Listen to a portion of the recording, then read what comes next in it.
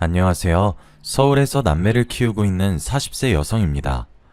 오늘은 여러분들에게 영화에나 나올 법한 이야기를 들려드릴까 합니다. 제가 직접 겪은 일이지만 5년이 지난 지금도 믿어지지 않을 지경이니까요. 여러분들이 들어도 영화 같은 이야기일 겁니다. 저는 누군가에게 속아서 인생을 망칠 뻔한 위기를 겨우 넘겼습니다. 아무리 악질적인 사기꾼이라고 해도 최소한 인간이 지켜야 할 도리는 가지고 있는 법인데 제 인생을 파탄으로 몰고 간 장본인은 인간도 아닌 거겠죠. 사건의 발단은 결혼을 하면서부터 시작되었습니다. 제가 대학을 졸업하고 직장 생활을 하다가 아는 언니의 소개로 남편을 만나게 되었습니다. 근사한 레스토랑에서 만나긴 했지만 드라마처럼 첫눈에 반해서 불꽃 같은 연애를 시작한 것도 아니었습니다. 제가 평범한 만큼 남편의 첫인상도 평범한 남자였거든요. 하지만 남편을 소개해준 선배 언니가 주선자는 이만 가보겠다며 자리를 뜨려다가 저한테 귓속말을 했습니다. 수미야, 정길이 집안이 엄청 부자니까 확실하게 잡아야 돼. 내가 어렵게 잡은 자리니까 애프터 안 오더라도 네가 먼저 연락해야 된다고. 알겠어? 언니가 남편과 대학을 같이 다녀서 집안이 어떤지 잘 알고 있었다고 해요. 하지만 저는 시댁의 돈을 노리고 결혼하는 그런 부류가 아니라서 별 생각이 없었죠. 게다가 제가 마음에 든다고 사귀는 것도 아니니까요. 연애든 결혼이든 남녀가 같이 하는 거니까 일단은 남편 마음에 들어야 하는 거라고 생각했습니다. 제가 소탈하게 대하고 부담스럽게 굴지 않아서일까요? 간단하게 식사라고 헤어졌는데 언니가 갑자기 저한테 전화를 걸어오더라고요. 정길이는 네가 마음에 드는 눈치더라? 괜히 여자 자존심 내세우면서 튕기지 말고 만나야 된다? 정길이는 소극적이고 조용한 편이니까 적극적으로 달려들어. 알았지? 언니는 참 뭘 자꾸 달려들래. 내가 달려든다고 남자들이 다 좋아하나? 만나자고 하면 계속 만나긴 할 거야. 솔직히 마음에 안 들진 않거든. 정길씨 정말 좋은 사람 같아. 그래? 무조건 꽉 잡아야 한다. 정길이가 쑥맥이라 여자를 만나본 경험이 별로 없거든. 지금 잡아야지. 안 그러면 나중에 후회해. 언니는 나중에 잘되면 한턱 쏘라고 몇 번이나 거듭 강조하길래 바쁜 척 전화를 끊었죠. 그렇게 좋으면 언니가 사귀지. 아무래도 의사를 만나서 팔자 피니까 저한테 오지랖을 부리는 것 같기도 했어요. 남편 잘 만나서 일도 그만두고 집에서 애 키우면서 편하게 사는 것 같다고 했거든요. 그런 언니를 부러워하니 얼떨결에 소개받은 건데 진짜로 언니 말대로 남편에게 전화가 오긴 했어요. 수미씨, 저번엔 즐거우셨나요? 제가 워낙 말주변이 없어서 재밌게 말하지는 못하는데 어떠셨나 모르겠네요. 괜찮아요. 저는 엄청 재밌었는걸요. 저랑 정길씨가 정말 잘 맞는다고 생각했어요. 저는 정길씨 또 만나고 싶은데 정길씨 생각은 어떠세요? 언니 말대로 적극적으로 만나자고 했더니 남편이 만나자고 하더군요. 그 뒤로 몇 번 만나다 보니 남편이 참 모난 데 없는 게 눈에 보였습니다. 역시 좋은 집안에서 자라서 그런지 무던하고 온화한 성격을 가진 것 같더군요. 그렇게 6개월 정도 데이트를 하다 보니 서로에 대해 알게 되었고 애정도 생기게 되었습니다. 그리고 이 남자라면 같이 살아도 괜찮겠다는 생각도 들었죠. 남편도 그렇게 생각했는지 사귄 지 1년 반쯤 되었을 때 정식으로 프로포즈도 했습니다. 저는 그의 청혼을 받아들였고 시부모님께 첫인사를 드리러 가게 되었습니다. 연애를 하는 동안 남편에게서 시댁에 대해 들은 말이 없어서 어떤 집안인지 모르고 간 거였거든요. 남편은 주로 회사에서 일을 하면서 생겼던 일이나 친구들에 대한 이야기를 꺼내곤 하였습니다. 언니가 대단한 부자라고 자랑했던 게 생각이나 궁금하긴 했지만 가족 일을 이야기하지 않았는데 제가 굳이 캐묻는 것도 이상해서 그냥 두었습니다. 자연스럽게 알게 되겠지 싶었으니까요. 어쩌면 언니가 과장된 소문을 듣고 저한테 전달해 준 거라는 생각도 들었습니다. 남편과 오래 사귀다 보니 굳이 굉장한 부자가 아니더라도 결혼하고 싶은 마음도 있었습니다. 그런데 막상 시댁에 도착하니 생각보다 으리으리한 저택에 기가 죽더군요. 시댁이 있는 곳은 부자들만 산다는 고급 빌라가 있는 동네였습니다. 으리으리한 2층 주택이 시댁이라는데 정말 믿을 수가 없었죠. 저희 집은 대단한 부자는 아니었지만 돈에 쪼들리는 형편은 아니었습니다. 아버지는 평범한 셀러리맨이었고 엄마는 전업주부였죠. 아버지의 수입은 많지 않았지만 안정적이었고 엄마는 타고난 살림꾼이어서 저는 학교를 마칠 때까지 두 분이 돈 걱정하는 걸 한 번도 본 적이 없었습니다. 크진 않지만 서울에서 괜찮은 집도 있었고 이 정도면 남부럽지 않은 형편이라고 생각했는데요. 하지만 시댁을 보니 제가 넘보지 못할 남자를 넘봤다는 느낌이 들었습니다. 남편이 차도 국산차를 몰고 남들 다 사는 오피스텔에서 살길래 이렇게 부자일 줄은 몰랐거든요. 나중에 알고 보니 그 오피스텔 자체가 남편 것이었습니다. 정말 회사는 취미로 다니고 있었던 거죠. 그때 처음으로 시댁에 대해 자세히 들을 수 있었습니다. 사업 중이신 시아버지께서는 베트남 현지에 공장이 있어서 1년 중 절반은 베트남에서 지낸다고 하셨습니다. 시어머니께서도 부동산 관련 사업을 하고 계신다고 하셨어요. 제 예상대로 시어머니께서는 저를 안 좋게 보고 계시더군요. 저에 대해 이미 들어서 알고 계시는지 인사를 드려도 굳은 표정이었어요. 시어머니가 저를 못마땅하게 생각한다는 게 눈에 보였습니다. 이유는 안 물어봐도 알겠더군요. 저희 집안이 별 볼 일 없는 집안이라서 그런 거겠죠. 제가 자기소개를 하고 집안을 둘러보며 인테리어가 참 예쁘다. 어머님이 센스가 좋으신 것 같다. 어머님 피부가 너무 고우시다. 별의별 소리를 다 했는데도 분위기가 좋아지지 않았습니다. 결국 제가 지쳐서 입을 다물고 있으니 시어머니께서 갑자기 일어나셔서 남편을 부르더군요. 정길아, 잠깐 나 좀 보자. 한참 동안 말이 없던 시어머니께서 남편을 데리고 서재로 들어갔습니다. 그리고 방 너머로 시어머니께서 제가 들으란 듯이 큰 소리로 말씀하시는 게 보였죠. 내가 데리고 오지 말라고 했지? 넌 내 말이 말 같지도 않니? 저런 애랑 결혼하겠다며 나 참 어이가 없어서. 정길아, 정신 차리고 다시 생각해봐라. 이건 아닌 것 같다. 내가 얼른 헤어지고 땡땡그룹 막내딸이랑 선보라고 했잖아. 엄마 소원이야. 이번만 보면 내가 더 보라고 말 안 할게. 엄마, 내가 엄마가 만나보라는 여자들 다 만나보고 이러는 거잖아. 전부 다 잘난 척만 하고 나 엄청 무시했던 거 기억 안 나? 난 그런 여자들하고 같이 못 살아. 그래도 집안 수준이 맞아야 결혼해도 잘 사는 거야. 기호라도 한쪽이 너무 기우니까 하는 소리야. 너 나중에 돈 문제로 이혼하면 어쩌려고 이러는 거니? 엄마, 처가가 다 쓰러져가는 판잣집도 아닌데 왜 자꾸 없는 집안이라고 타박을 해? 난 결정했으니까 엄마도 받아들여. 결혼만큼은 엄마한테 휘둘리고 싶지 않아. 남편이 그 자리에서 저와 결혼을 하겠다고 단호하게 말하더군요. 방에서 나온 남편이 얼른 가자고 부추기는 바람에 서둘러서 시어머니께 인사를 드렸습니다. 그런데 시어머니께서 방에서 나오지도 않으시더라고요. 결국 제가 아무런 배웅 없이 시댁을 나오니 남편이 제목까지 화를 내기 시작했습니다. 아니, 어떻게 당사자 앞에서 저럴 수 있지? 아무리 싫어도 그렇지. 아니야, 난 괜찮아. 내가 마음에 안 들면 그러실 수도 있지. 자기야, 걱정하지 마. 자식 이기는 부모 없다고 하잖아. 엄마한테 시간이 필요한 걸 거야. 그러니까 조금만 기다려보자. 남편은 시어머니 때문에 기가 팍 죽어있는 저를 다독여 주었어요. 저를 이렇게 마음에 안 들어 하는데 결혼하면 시어머니가 며느리 취급을 하지 않을 건 불보듯 뻔했죠. 친정엄마도 제 말을 듣고 걱정을 하시더라고요. 그럼 결혼은 미루는 게 낫지 않니? 시댁이 워낙 잘 나가는 집안이라서 결혼하면 엄마에 좋지만 부잣집 사모님으로 살아온 안사돈이 너를 얼마나 하찮게 여길지 걱정이다. 에이, 아니야. 속상하셔서 그러겠지. 일단 설득되실 때까지 찾아뵙고 인사해보려고. 제 말을 듣고 친정 엄마께서 결혼은 당사자의 결합이 아니라 집안 간의 결합이라고 하시더라고요. 시댁이나 처가에 문제가 생기면 결국 이혼하게 된다는 말에 조금 흔들리긴 했어요. 며칠 동안 결혼을 무르자고 해야 하나 고민을 했죠. 그런데 도저히 포기가 되지 않았습니다. 남편이 계속 자기만 믿으라고 저를 안심시켰거든요.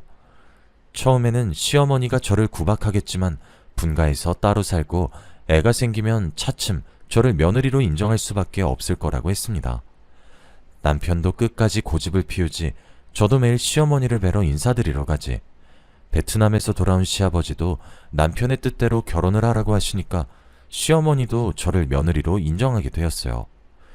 그런데 시어머니께서 결혼하고 분가해서 따로 살고 있는 저를 자꾸만 시댁으로 불러서 문제였습니다. 청소해주고 밥해주는 아주머니가 있는데도 불구하고 굳이 저에게 집안일을 시키면서 꼽을 주셨죠. 그날도 집에 있는 저를 부르더니 손가락질을 하면서 지시를 내리기 시작했습니다. 여기랑 여기 좀 청소해라. 내일은 내 사업 도와주시는 분들이랑 홈파티 하기로 했으니까 준비 좀 하고. 시어머니는 사업을 하시는 분이라 발이 넓었습니다. 여러 가지 모임이 많았어요. 사업적인 모임 외에도 개인적인 모임까지. 어머님 정도라면 업체를 불러도 될 텐데 저를 부려먹을 생각뿐이었습니다. 그래서 일주일에 2-3번은 파티 준비를 해야만 했죠. 시어머니의 친구분들은 부지런하고 말 잘 듣는 며느리를 뒀다고 말했지만 시어머니는 여전히 저를 며느리라고 부르지 않았습니다. 며느리는 무슨, 그냥 돈 안 드는 가정부 하나 뒀다고 생각하고 있어. 뭐, 가정부? 예, 당사자 앞에서 말이 심하다. 맞아, 며느리가 너무 속상해하겠네. 알게 뭐야, 지가 이 말 듣고 열받아서 이혼하잔 말밖에 더 하겠어? 아무래도 시어머니께서는 제가 이혼하길 바라는 것 같았습니다. 자존심이 상해서 정말로 이혼해버릴까 싶었지만 그 사이에 아들이 생겨버려서 어쩔 수 없었습니다. 시어머니께서는 아들이 생겨도 저를 인정해주지 않아서 시어머니 구박을 덜 받으려면 몸으로 때울 수밖에 없었는데요. 그러다 참을 수 없는 순간이 찾아오고 말았죠. 도련님이 결혼을 하게 되었을 때였어요. 도련님과 남편은 7살 차이였는데요. 대학을 졸업하고 모 대기업에서 일을 하다가 시아버지께서 일을 물려주겠다고 해서 사직서를 낸 상태였습니다. 결혼식에서 그 이야기를 하시길래 저는 잠자코 듣고만 있었죠. 정수야, 정길이는 내 사업을 물려받을 생각이 없으니까 이제부터 내 밑에서 일 배워야 하는 거 알고 있지? 너라도 사업 물려받아야 우리 집안이 먹고 살 수 있다. 네, 알겠어요. 걱정하지 마세요. 도련님이 고개를 끄덕이고 있으니까 옆에서 듣고 있던 다른 사람들이 왜 장남에게 물려주지 않냐고 묻더군요. 시아버지께서는 그냥 사정이 있다고 말하고 입을 다무셨어요. 사실 남편은 성격 자체가 소심하고 대범하지 못해서 남들을 관리하는 사업가 체질이 아니었거든요. 남편도 도련님이 아버지의 사업을 물려받아서 이어가기를 원하고 있었어요. 제가 사업에 욕심나지 않냐고 물어보니까 속에 있던 말을 솔직하게 이야기해 줬습니다. 정수는 나하고 달라서 사업을 하면 크게 성공할 거야. 괜히 장남이랍시고 내가 나섰다가 회사 말아먹으면 안 되잖아. 나는 남 밑에서 월급 받으면서 사는 게 맞는 것 같기도 하고. 저로서는 아쉬웠지만 시댁에서 이미 결정한 일이라 받아들이려고 했죠. 그 뒤로 시아버지 밑에서 경영 수업을 받던 도련님은 전문 중매쟁이를 통해서 괜찮은 여성을 소개받는 것 같았습니다. 어느 날 최 여사로 알려진 전문 중매쟁이가 시댁에 오는 걸 보았거든요. 이번 며느리감은 미국에서 대학원까지 마치고 귀국해서 펀드 매니저로 일하는 아주 똑똑한 여성이에요. 여기 집안은 제철 사업을 하고 있다고 했지? 네, 그래서 사모님하고 사돈 맺으면 서로 이득을 볼 거예요. 최 여사가 시어머니께 그 여성의 사진을 보여주는 것 같았습니다. 제가 집안일을 하면서 그 모습을 지켜보다가 시어머니와 눈이 마주쳤죠. 최 여사는 집에 누가 있든 말든 신이 나서는 목소리를 높이고 있었습니다. 어때요? 인문말 따지면 아주 미스 코리아감이에요. 예쁘고 머리 좋고 대한민국에 이런 며느리감 없다니까. 최 여사가 호들갑 떠는 걸 듣고만 있었는데 시어머니께서 저를 부르더니 사진을 보여주었습니다. 네 동서될 사람이야. 어때? 엄청 예쁘시네요. 여자인 제가 봐도 반할 정도예요. 그래, 집안을 보나 악벌을 보나 너보다는 100배 낫지. 아휴, 내가 최 여사를 진작에 알았으면 큰 며느리도 집안 좋은 애로 들였을 텐데. 생판 모르는 남 앞에서 이런 수모를 주다니 저는 부끄럽고 수치스러워서 자리를 피해버렸습니다. 아무리 제가 마음에 안 들어도 면전에서 이런 말을 하다니 정말 분할 따름이었죠. 지금 그 생각만 해도 열이 받는데 도련님이 예비동서를 만나고 왔다면서 목소리를 높이길래 짜증이 났습니다. 직접 만나보니까 집안만 좋은 게 아니더라고. 얼굴도 사진 그대로고 대화도 해보니까 많이 배운 티가 나더라니까. 그러면서 그 여자가 얼마나 예쁘고 늘씬했는지 설명해주는데 정말 귀를 닫아버리고 싶었습니다. 근데 도련님한테 화를 낼 수도 없는 노릇이니 참았습니다. 딱 봐도 도련님이 예비동서에게 꽂혀버린 것 같았거든요. 그래서인지 결혼도 일사천리로 진행되었습니다. 동서가 시댁에 인사를 드리러 오자 시어머니께서 상견례를 빨리 진행하자고 할 정도였죠. 이렇게 바로요? 어머님께서 이렇게 빨리 허락해 줄지 몰랐네요. 안 그래도 제가 괜찮은 곳을 알아놨어요. 거기로 모실게요. 그래주면 나야 고맙지. 이제야 나도 며느리 덕 좀 보게 생겼구나. 시어머니는 동서를 보는 것만으로도 기분이 좋은지 좀처럼 입을 다물지 못했어요. 동서가 간 뒤로 칭찬이 자자해서 귀에 딱지가 생길 정도였으니까요. 이제 좀 잠잠해지나 했더니 며칠 후에 동서가 최고급 한정식집을 예약했다면서 저희를 부르는 통에 다시 귀에 딱지가 생기게 되었습니다. 이번에는 또 얼마나 동서와 비교하실까 생각하고 있는데 시어머니께서 상견례 자리에 저도 데리고 가겠다고 선포하셨습니다. 저는 처음에는 잘못 들은 줄 알았죠. 제가요? 제가 껴야 하는 자리는 아닌 것 같은데. 어머님이 절 생각해주는 마음은 잘 알겠지만 저 말고 다른 분이 가는 게 더 나을 것 같아요. 네가 가야 느낄 게 아니냐. 우리 집안이랑 네가 얼마나 안 어울리는지. 근데 제가 괜히 가서 실수할까봐 걱정되는데. 그래, 너는 이런 식당은 처음일 테니까 각별히 조심하고 싼티 내지 마라. 네, 알겠어요, 어머님. 상견례 자리는 언제 갖기로 했나요? 시어머니와 도저히 말이 통하지 않아서 그놈의 상견례 자리가 언제인지 물어봤습니다. 그냥 어머님이 원하는 대로 그 자리에 가줘야 할 것 같았거든요. 시어머니는 잘난 동서 집안과 저를 비교하면서 스트레스를 풀 게 분명했습니다. 그러면서 집안이 마음에 안 드는데 어쩔 수 없이 결혼시켰다면서 그동안 쌓인 불만을 또 이름도 잘 모르는 사람들에게 술술 풀어놓겠죠. 당연히 제 예상대로 행동하셨습니다. 그 사람들도 참 웃긴 게 시어머니가 하는 말을 웃으면서 넘어가더라고요. 결국 저만 수치스럽게 그 순간을 견뎌냈습니다. 상견례 자리가 끝날 무렵 그제야 잡담이 끝나고 결혼에 대한 이야기가 나오기 시작했습니다. 그 중에서 신혼집에 대해 잠깐 언급하길래 주의 깊게 듣고 있었죠. 그나저나 신혼집은 어디에 구하셨어요? 벌써 괜찮은 아파트 하나 구해놨으니 걱정 안 하셔도 됩니다. 배려해 주셔서 감사합니다. 신혼집 규모에 맞게 살림살이는 제게 준비하도록 할게요. 상견례가 끝나고 헤어지는 길에 동서가 시어머니께 식당이 마음에 드냐고 묻더군요. 분위기 좋고 참 마음에 든다. 넌 식당 하나를 골라도 안목이 있구나. 큰애하고는 달라도 너무 다르네. 상견례 자리가 끝나는 순간까지 시어머니께서 저를 걸고 넘어지셨습니다. 도련님이 결혼한 뒤에도 문제였죠. 동서가 시댁에 자주 들락거렸거든요. 저는 시어머니의 전속 파출부나 마찬가지였지만 동서를 대하는 시어머니의 태도는 전혀 달랐습니다. 동서는 손에 물 한 방울 묻히지 않았지만 저는 손에 물 마를 일이 없었습니다.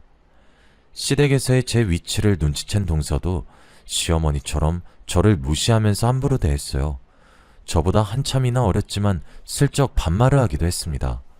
시어머니는 무슨 일이든 돈 많고 잘 나가는 동서 편만 들고 제 말은 듣지도 않았어요. 명절이 되어서 선물을 사와도 시어머니는 제가 사온 건 쳐다보지도 않았고 동서가 사온 건 뭐든지 귀하고 좋은 거라고 자랑을 늘어놓았죠. 그것 때문에 도련님과 남편이 말다툼을 하기도 했습니다. 그날은 명절날이었는데요. 오랜만에 식구들이 모여서 식사를 마치고 디저트를 먹으며 대화를 하고 있었습니다. 하지만 저는 주방에서 혼자 설거지를 해야 했죠.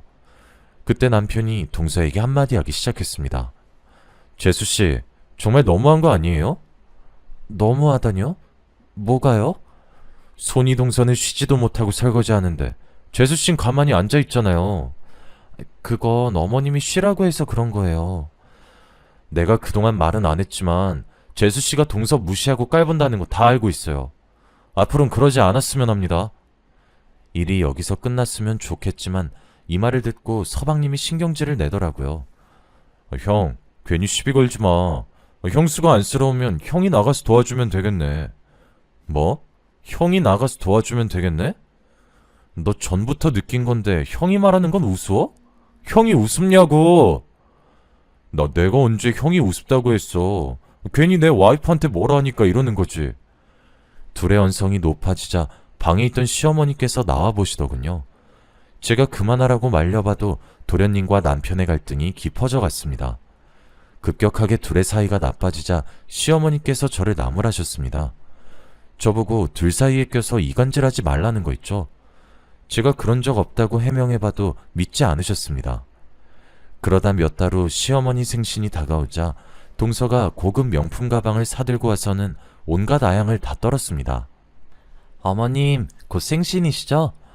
제가 어머님 생각해서 에르스 백으로 사왔는데 어머님 마음에 드세요? 아유, 내가 며느리한테 이런 것도 다 받아보네. 샀으면 내가 샀지. 이런 선물 받아본 적이 없어. 어머, 형님은 어머니께 명품 선물 한 번도 안 해봤어요? 아유, 말도 마라. 큰애는 무식해서 명품이 뭔지도 모를 거다. 여자로 태어나서 명품이 뭔지도 모르고 살다니 너무 안타깝네요. 그 대화를 듣고 있는데 정말 어이가 없더군요. 예전 같았으면 어머님과 동서에게 무시당하면 밤에 자꾸 생각나서 잠도 못 잤었는데 이젠 신물이 날 정도로 당해서 아무리 심한 모욕을 줘도 어이없는 웃음으로 넘길 지경이 되었습니다. 제가 둘이 그러거나 말거나 무시하고 있으니 다른 이야기라더군요. 아참, 어머님, 생신 때 같이 식사할까 하는데 어디로 모실까요? 저번에 상견례 했던 식당 괜찮더라. 너무 요란 떨지 말고 가족들끼리 조용하게 밥이나 먹자. 네, 제가 예약해 놓을게요. 시어머니의 생신날이 되어서 저희 가족들은 그 한정식 집에서 식사를 하게 되었어요. 그런데 그날 동서와 식당 주인이 심상치 않은 관계란 사실을 알게 되었습니다. 식사를 하다가 화장실을 다녀오는데 화장실 뒤편 주방으로 연결되는 통로에서 동서의 목소리가 들렸거든요. 오빠, 빅뉴스야. 남편이 2달 동안 베트남으로 출장을 간대. 그때 우리 좋은 데로 놀러 갈까? 나야 좋지. 식당은 지배인한테 맡기면 되니까. 근데 시댁엔 뭐라고 둘러댈 거야? 내가 보니까 시어머니란 여자 한 성깔 하는 것 같던데. 그런 건 나한테 맡겨. 그 할망구 나한테 푹 빠져서 무슨 말 해도 믿는다고. 근데 주연이 너도 정말 대단하다. 어떻게 내 연남이 운영하는 식당에 시댁 식구를 데리고 올 생각을 하냐? 아, 요즘 장사 안 된다며. 자기 매출 좀 올려주려고 그러는 거지. 게다가 그만큼 내가 자기를 보고 싶어 하잖아. 동서가 애교를 부리면서 식당 주인에게 안기는데 등골이 오싹해지면서 소름이 쫙 끼치더군요. 제 귀로 분명히 들었지만 도저히 믿을 수 없었습니다. 다리가 후들거려서 겨우 자리로 돌아왔는데 동서는 아주 태연한 표정으로 돌아와 시어머니와 대화를 했죠. 저는 그때부터 동서가 사람으로 보이지 않았습니다. 전부터 사람으로 보이진 않았지만 그 모습을 목격한 후로 꼬리가 10개는 달린 불려우로 보였거든요. 하지만 얼핏 들은 말만 가지고 동서를 불륜녀로 몰아세울 순 없었습니다. 게다가 동서와 식당 주인이 한 말을 녹음해둔 것도 아니었으니까요. 앞으로 어떻게 해야 할까 고민하다가 그냥 모른 척 지나가기로 결심했습니다. 안 그래도 눈칫밥 먹으면서 살고 있는데 제가 폭로해서 도련님을 이혼시키면 또 어떤 취급을 받게 될까 걱정이 됐습니다. 그 후로 도련님이 베트남으로 장기 출장을 가자 동서는 급한 일이 생겨서 미국에 보름 정도 다녀와야 한다고 하더라고요. 저는 동서가 식당 주인을 만나러 가는 거라고 생각했습니다. 그러다 동서가 불륜 말고도 어처구니 없는 비밀을 가지고 있다는 사실을 알게 되었습니다. 제가 시댁뿐만 아니라 동서 집까지 가서 파출부 일을 하게 되었거든요. 너도 알겠지만 작은 애가 펀드 매니저로 일하면서 집안일까지 하려니까 힘이 드는 모양이더라. 내일부터 네가 작은 애 집으로 출퇴근하면서 살림 좀 거들어줘라. 시어머니는 시댁 살림은 파출부를 드릴 테니까 이제부터는 동서의 뒤치다거리를 해주라고 하셨습니다. 저를 식모로 취급하는 동서가 시어머니에게 부탁을 한 것 같았죠. 저로서는 거부할 수 없는 명령이었습니다. 아침이 되면 아들을 학교에 보내고 동서의 집으로 가서 출근 준비를 도와주었어요. 그리고 우리 아들이 학교에서 돌아올 시간에 맞춰서 집에 오게 되었는데요. 동서의 식모살이를 한다는 게 자존심 상하는 일이었지만 시댁에서 집안일을 할 때보다 훨씬 나았습니다. 도련님이 회사를 물려받게 되어서 베트남에 머무는 날이 많았고 잘난 척하는 동서만 출근하면 집안에 아무도 없었거든요. 하루 종일 시모와 함께 있어야 하는 시댁과는 차원이 달랐습니다. 적어도 집안일 하다가 숨통 트일 시간은 있었으니까요. 그러던 어느 날 동서가 저한테 급하게 전화를 걸어왔습니다. 중요한 서류를 집에 두고 왔으니 사무실로 가지고 오라고 하더라고요. 서류를 챙겨 들고 사무실에 도착했는데 동서가 자리에 없었습니다. 그래서 서류만 책상에 올려놓고 나오는데 상담실 창문으로 동서가 최 여사와 마주 앉아서 은밀한 대화를 하고 있는 게 보이더군요. 모르는 척 집으로 가려는데 최 여사의 말을 듣고 그 자리에서 멈춰서고 말았습니다. 이러다가 걔가 보면 어쩌려고 그래. 여기까지 오려면 미리 말이라도 해주고 오라고. 급해서 그래. 도대체 언제까지 시간 끌려고 이러는 거야? 이러다 애라도 생기면 끝장이야. 얼른 약속한 대로 해야지. 좀 기다려. 최 여사 목 제대로 준다니까 왜 이렇게 말을 안 들어? 이제 곧 할망구한테 돈 달라고 하려고 했다고. 지금 이렇게 서두르면 안 돼. 그 할망구 사업하는 여자라서 눈치 진짜 빠르다고. 어설프게 들이댔다가는 우리 전부 다 작살나고 말 거야. 그래서 1년이나 기다렸잖아. 내가 저번에 말했지. 빚쟁이한테 쫓기고 있어서 급하다고. 나 지금 밀린 빚만 해도 이러다가 나 잡혀가면 책임질 거야? 집은 벌써 내 손에 들어왔고 조금만 더 작업하면 할망구 돈뿐만 아니라 남편 돈까지 뽑아먹을 수 있다고. 그래, 사기치는 데는 너 따라올 사람 없으니까 믿을게. 그러니까 좀만 더 빨리 작업하자. 나 이러다가 한국 떠야 할지도 몰라. 가만히 몸을 숙이고 최 여사와 동서가 하는 대화를 듣다가 놀라서 소리를 지를 뻔했습니다. 동서가 분명 부잣집 외동딸에 해외 유학파라고 했는데 전부 거짓말이었더군요. 최 여사는 시댁 재산을 노리고 계획적으로 동서를 소개했던 겁니다. 상견례장에서 만난 동서의 부모는 대역인 것 같았어요. 명절날에 모인 걸 생각해서 대역을 또 부르자고 이야기하더라고요. 더 끔찍한 일은 동서의 작전이 이미 시작된 것이었습니다. 동서는 서방님을 꼬드겨서 아파트 명의를 자기 앞으로 바꿔놓았어요.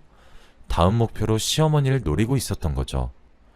제가 동서와 최 여사 눈을 피해 급히 동서의 집으로 돌아왔습니다. 아무리 저를 구박하고 막대해도 시댁이 사기꾼 같은 동서한테 당하는 꼴은 볼 수 없었죠. 시댁이 알거지가 되면 저한테도 피해가 올 테니까요. 우선 동서의 집을 뒤져서 동서가 꾸미는 짓에 대한 증거들을 찾아보았습니다. 하지만 별다른 소득이 없었는데요. 며칠 동안 이걸 어떻게 해야 하나 고민하고 있을 무렵 제가 들었던 대로 동서가 시어머니에게 투자를 하라고 요구하더라고요.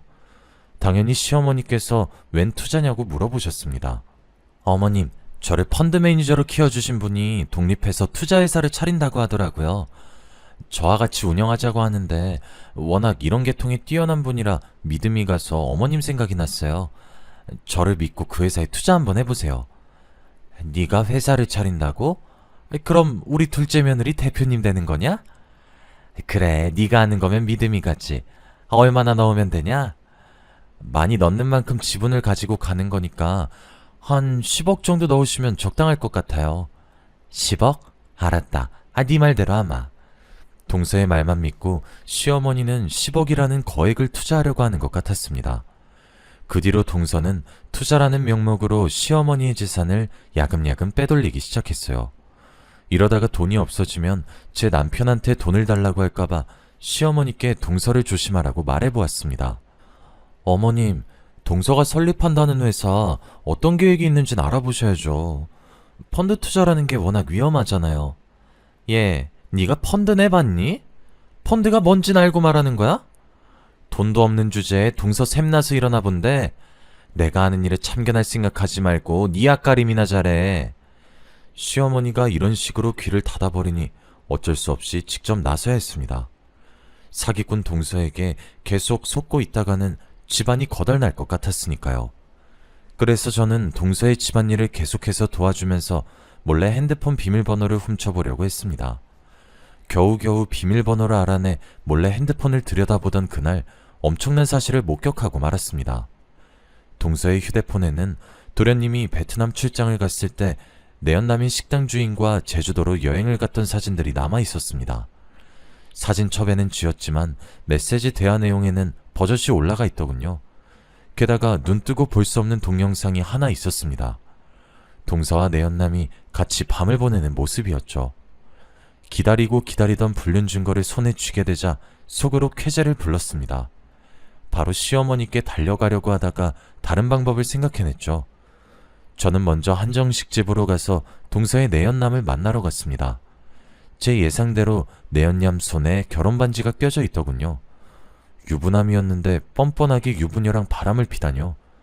제가 영상을 보여주면서 당신이 결혼한 것도 다 알고 있다고 말하자 대번에 얼굴이 굳어졌습니다.